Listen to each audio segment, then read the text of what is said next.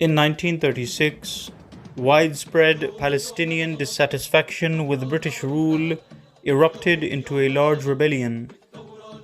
Throughout the 1930s, the British government granted acres of Palestinian land to Jewish settlers. In the midst of tensions between Arabs and Jews, the British also provided Jewish settlers with large quantities of weapons. In October 1935, a large shipment of weapons which was being delivered to Jews was discovered by Palestinians in the port of Jaffa. This outraged the Palestinian people, who began planning an armed rebellion against the British government and Jewish settlers in order to save themselves from extermination.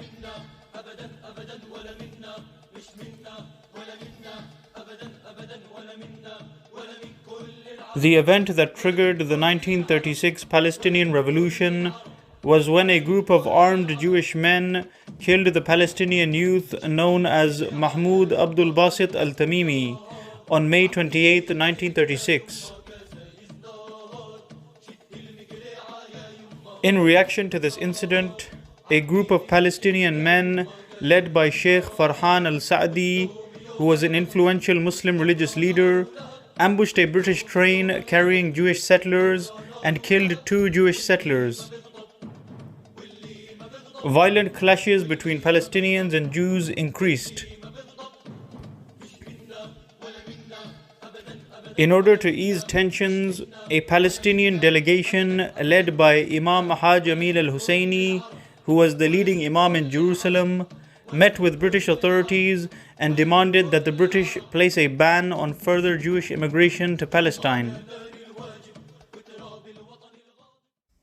However, Britain rejected the Arabs' request to stop Jewish immigration and instead began to encourage further Jewish immigration.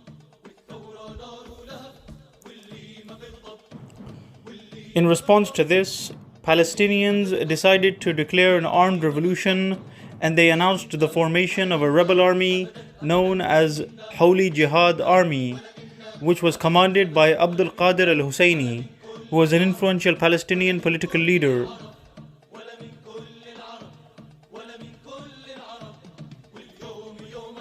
Palestinian rebels began attacking British and Zionist bases and police stations, and they destroyed railway lines and ambushed British and Zionist vehicles.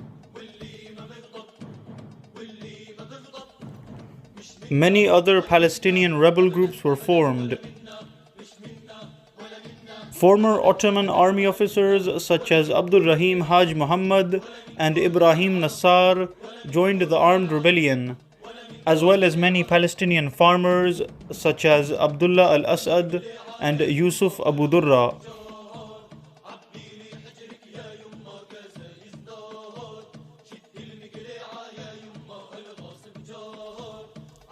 Within a few months, a vast amount of territory fell under the control of the Palestinians, including the old city of Jerusalem. In the face of these surprise attacks and sudden defeats, the British deployed tanks, planes, and heavy artillery throughout Palestine and applied collective punishment against Palestinians, putting thousands of them in concentration camps. Residential neighborhoods were destroyed and Palestinian villages were forced to shelter British forces. At the same time, with the help of the British, the Jewish settlers began to form their own militias and paramilitary organizations. 14,000 Jewish men received uniforms and weapons from the British government, and Zionist militias such as Haganah were formed. Hundreds of Palestinians were killed. However, the rebellion raged on, and many British soldiers and Zionist settlers were also killed in fierce battles. In order to try and put an end to the rebellion, the British authorities proposed a plan to divide the region into 2 separate states, one for Jews and one for Arabs. However, all of the Palestinian leaders of the rebellion rejected this proposal and continued fighting. An order was issued to arrest Amin al-Husseini, as he was responsible for igniting the revolution. Imam Amin al-Husseini fled to Lebanon before he could be arrested. After crossing the border into French-controlled Lebanon, he published a statement in the Arab newspapers in which he stated his rejection of the British partition plan, and he called on Palestinians to continue resisting and fighting the British. Many Palestinian intellectuals such as Nuh Ibrahim, Khalil Sakakini, Abu Arab, Mahmoud Al-Karmi, Muhammad Azza Darwaza, and Akram Zuwaitir supported the revolution and published articles in support of the rebellion. The Palestinian journalist Ibrahim Al-Shanti established the Al-Difa newspaper and began calling for a nationwide jihad against the British.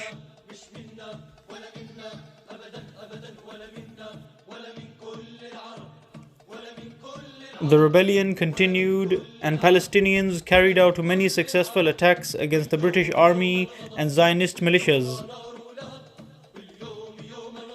The Palestinian rebels managed to gain the upper hand after gaining support from Fawzi al-Qawjki, who was a former Syrian Ottoman army officer who crossed the border into Palestine and began fighting alongside the Palestinian rebels. Soon after, hundreds of volunteers from Jordan, Syria, and Lebanon poured into Palestine and joined the jihad. For example, a Syrian imam known as Muhammad al-Ashmar crossed the border into Palestine with a large army of fighters from French-controlled Syria.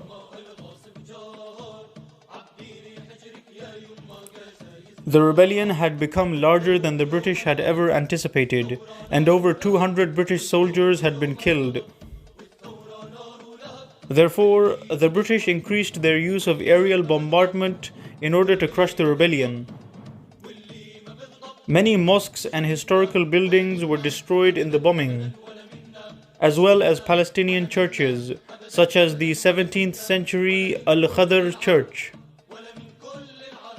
The British administration also summoned military reinforcements from Britain, Egypt, and Malta in order to crush the rebellion.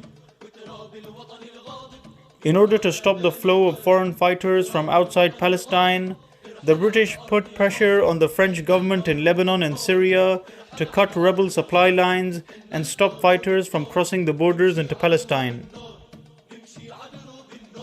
The British also put pressure on King Abdullah of Jordan and threatened to remove him from power if he did not stop the flow of Jordanian fighters into Palestine.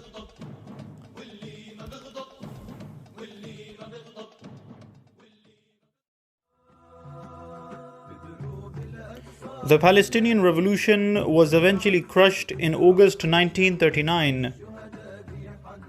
During the 3 years of the revolution, 5,000 Palestinians were killed and many Palestinian leaders were imprisoned and exiled.